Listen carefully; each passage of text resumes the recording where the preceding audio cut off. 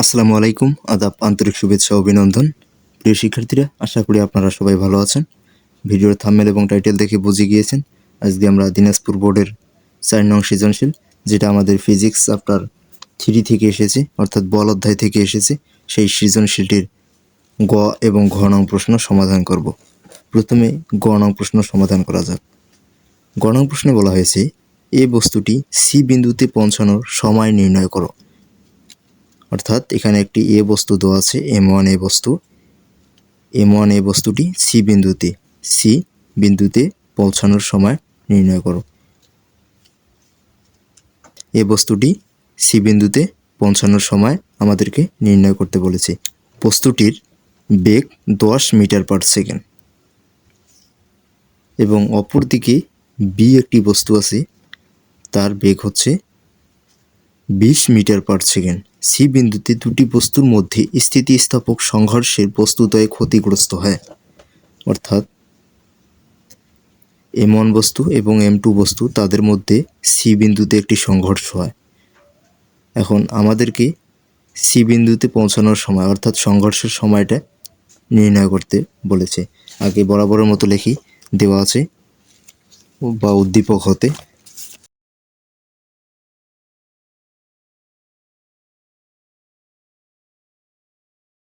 অর্থাৎ উদ্দীপক থেকে আমরা M1 বস্তুর বেগ 10 মিটার পার সেকেন্ড এবং M2 বস্তুর বেগ 20 মিটার পার সেকেন্ড এবং M1 ও M2 বস্তুর মোট দূরত্ব 200 মিটার আমরা লিখে নিয়েছি। এখন ধরি M1 বস্তুটি সি বিন্দুতে টি সময়ে x মিটার দূরত্ব অতিক্রম করে সি বিন্দুতে কী হচ্ছে, বস্তু দুটির সংঘর্ষ হয়েছে। এখানে আমরা এভাবে লিখি,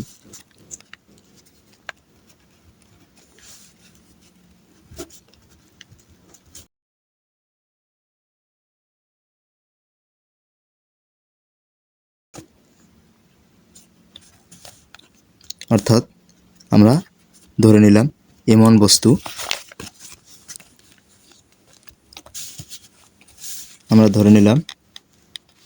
M1 বস্তু টি সময়ে x মিটার দূরে সি বিন্দুতে সংঘর্ষ হলো। যেই সময় তো পৌঁছেছিল সি বিন্দুতে, সেই সময় তো সংঘর্ষটি হয়েছে। পৌঁছানোর সময় বা সংঘর্ষের সময় একই কথা। সুতরাং আমরা এখানে ধরি M1 বস্তু টি সময়ে x মিটার দূরে সি বিন্দুতে সংঘর্ষ হলো। এখন লিখি, টি সময়ে x মিটার দূরত্বে M বস্তুর জন্য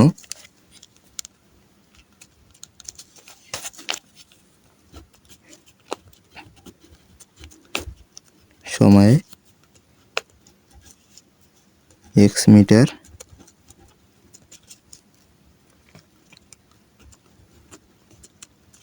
দূরত্বে M1 বস্তুর জন্য আমরা লিখতে পারি S সমান ভি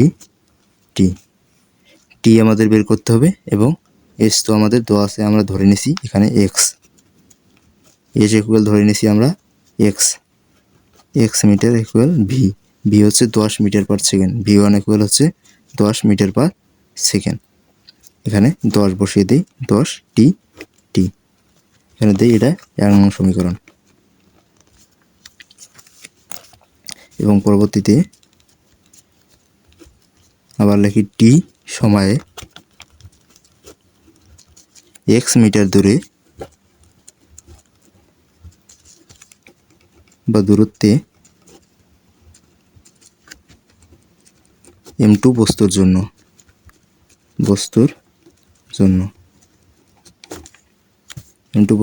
আমরা কি লিখতে পারি, S ইকুয়াল ভি টি।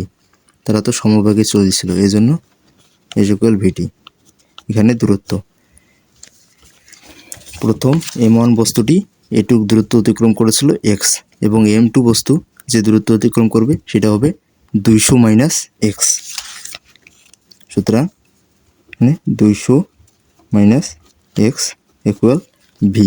বেগ ছিল 20 মিটার পার সেকেন্ড এবং টি। পরবর্তীতে এক্সের জায়গায় আমরা এক্স ইকুয়াল আমরা 1 নং সমীকরণে পেয়েছিলি 10t বসিয়ে দেব। 200 মাইনাস এখানে 10t ইকুয়াল 20t। এখানে আমরা সাইন নোট দিতে পারি 1 নং সমীকরণ হতে।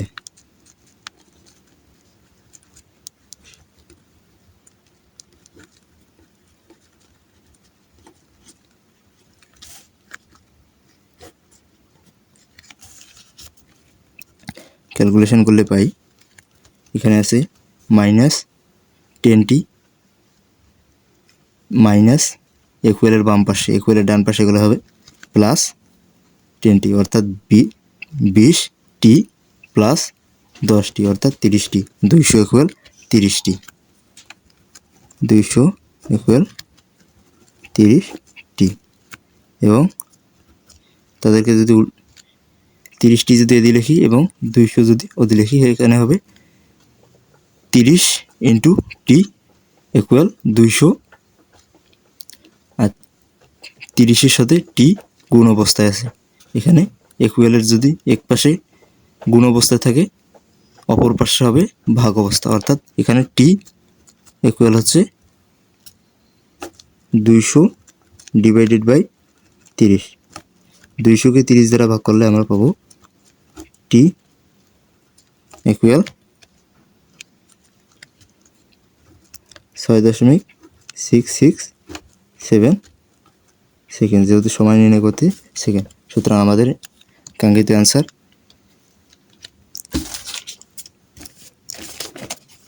এই বস্তুটি সি বিন্দুতে পৌঁছানোর সময় 6.667। এখানে লিখে দিতে পারি এই বস্তুটি সি বিন্দুতে পৌঁছানোর সময় 6.667।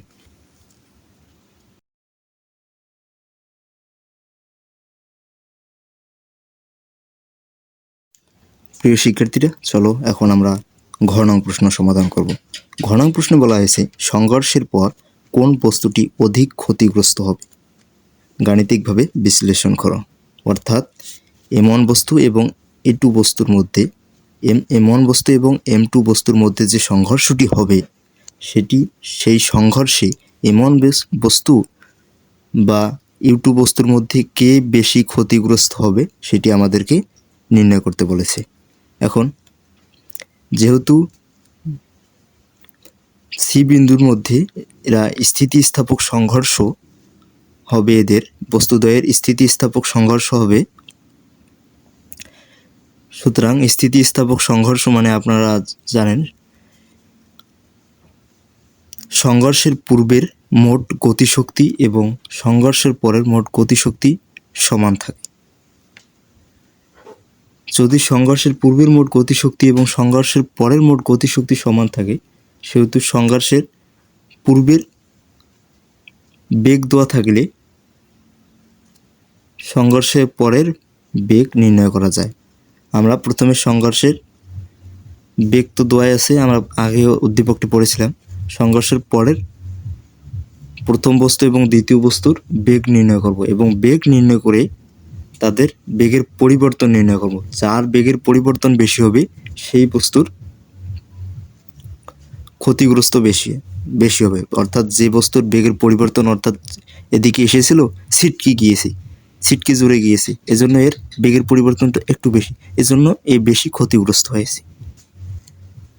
এখন আমাদের V1 বা V2 যে সংঘর্ষের পরের বেগটা নির্ণয় করতে হবে, সেই V1 বা V2 নির্ণয় করার জন্য আমরা ফর্মুলা জানি। V1 অর্থাৎ M1 বস্তুর সংঘর্ষের পরের যদি আমরা বেগ নির্ণয় করতে চাই, শেষ বেগ, সেই সূত্র হবে M1 minus M2 into U1 অর্থাৎ আদি বেগটি এখানে plus 2 into M2 U2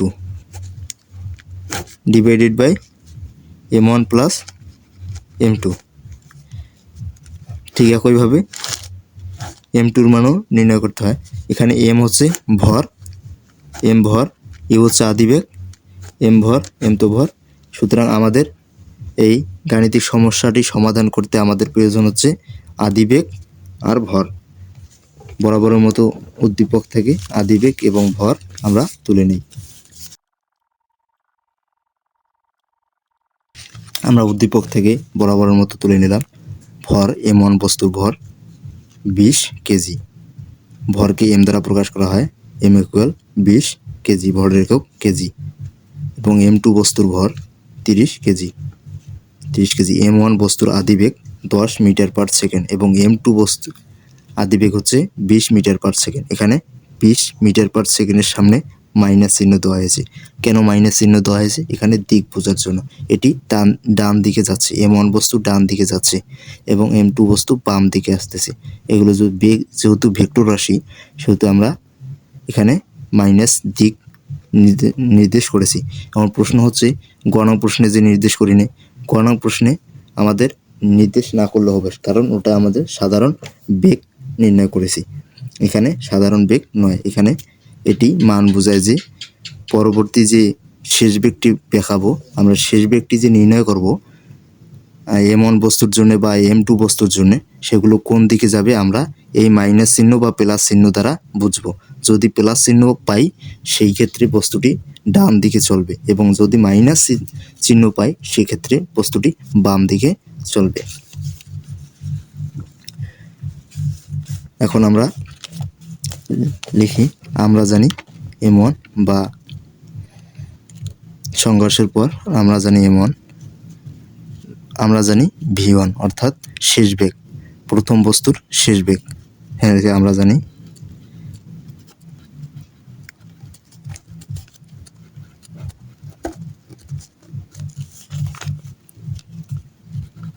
M1 বস্তুর শেষ বেগ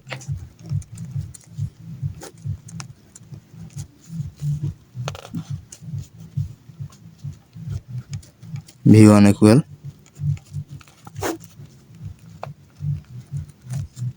M1 minus M2 into U1 plus 2 into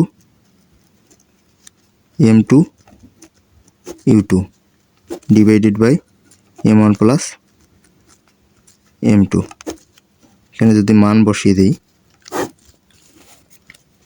M1 এর ভর হচ্ছে 20 কেজি, M1 হচ্ছে 20 কেজি, 20 মাইনাস M2 হচ্ছে 30 কেজি, 30 কেজি।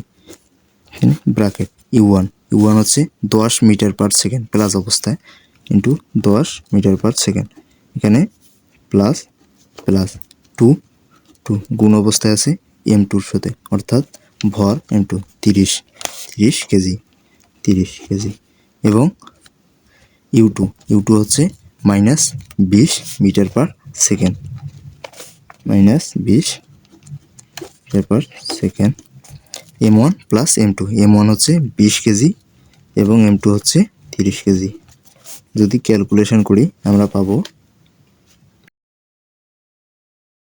ক্যালকুলেশন করলে আমরা পাই মাইনাস 26 মিটার পার সেকেন্ড। অর্থাৎ M1 বস্তু ডান দিকে চলে সংঘর্ষের পর ছিটকে খেয়ে বাম দিকে মাইনাস অর্থাৎ 26 মিটার পার সেকেন্ড বেগে ফিরে এসেছিল। আবার একইভাবে M2 বস্তুর শেষ বেগ নির্ণয় করব। এখানে লিখি M2 বস্তুর জন্য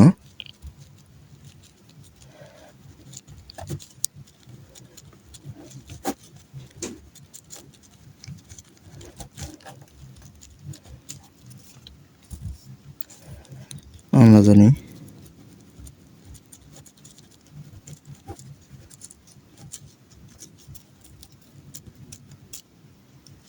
শেষ বেগ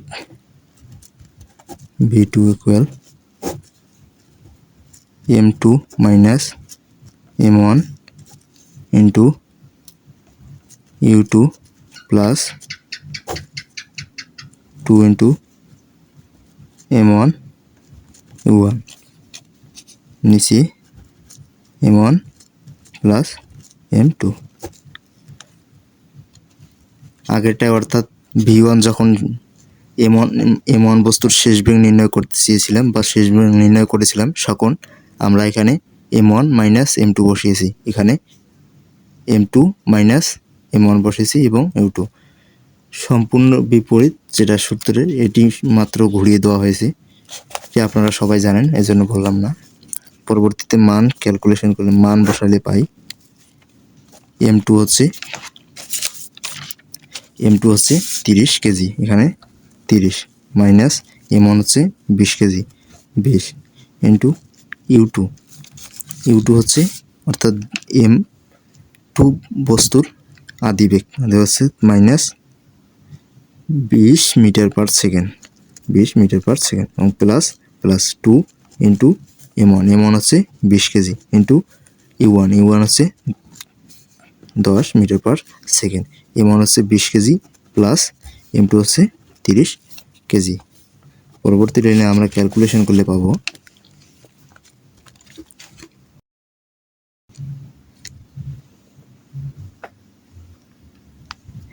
m2 বস্তুর শেষ বেগ আমরা পাই 4 মিটার পার সেকেন্ড, অর্থাৎ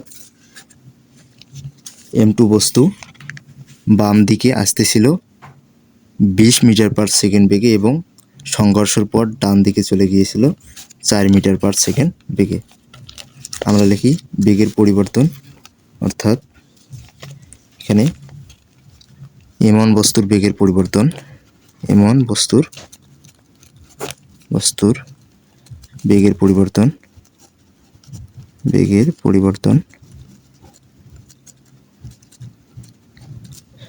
পরিবর্তন বলতে আমরা বড়টা থেকে ছোটটা বিয়োগ দেব। m1 বস্তুর বেগের পরিবর্তনের ক্ষেত্রে সবচেয়ে বড় মানটা হচ্ছে প্রথমে 10 মিটার পার সেকেন্ড এবং পরে পেয়েছিলাম মাইনাস 26 মিটার পার সেকেন্ড। এর মধ্যে বড় মানটা হচ্ছে কত? 10।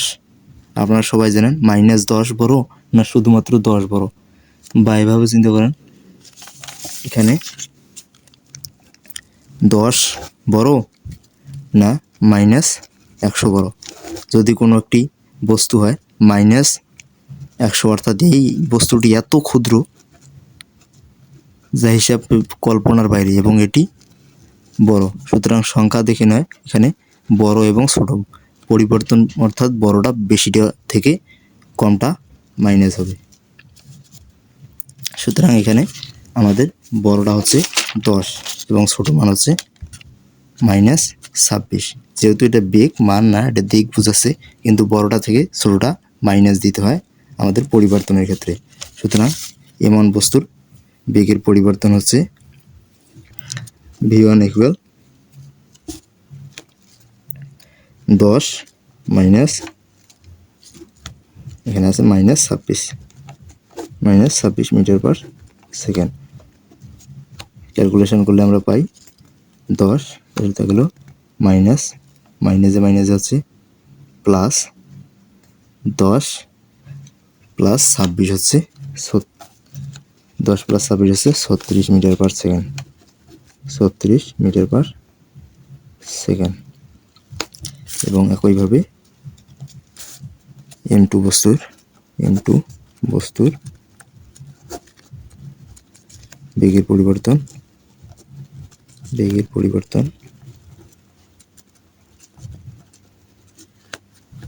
v2 ইকুয়াল, এখানে বড় মানটি হচ্ছে যেটা আমরা পরে পেয়েছি 4 এবং পূর্বে আদিবেগ ছিল মাইনাস 20 মিটার পার সেকেন্ড। সংখ্যার ক্ষেত্রে যদি হিসাব করি সেগুলো 4 হচ্ছে বড়, অর্থাৎ বড়টা থেকে ছোটটা মাইনাস দিতে হবে। 4 মাইনাস 20 মিটার পার সেকেন্ড, এটি হচ্ছে শেষ বেগ, এটি হচ্ছে আদিবেগ। ক্যালকুলেশন করলে পাবো মাইনাসে প্লাস, অর্থাৎ 24 metre per second, 24 metre per second. সুতরাং আমরা পেলাম m1 বস্তুর বেগের পরিবর্তন 36 মিটার পার সেকেন্ড এবং M2 বস্তুর বেগের পরিবর্তন 24 মিটার পার সেকেন্ড। সুতরাং আমরা ইজিলি বুঝতে পারতেছি যে M1 বস্তু বেশি ক্ষতিগ্রস্ত হয়েছে, কারণ M1 বস্তু 10 মিটার পার সেকেন্ড বেগে ডান দিকে অগ্রসর হচ্ছিল এবং সংঘর্ষের পর বাম দিকে -26 অর্থাৎ 26 মিটার পার সেকেন্ড বেগে ফিরে গিয়েছে এবং তার আমরা বেগের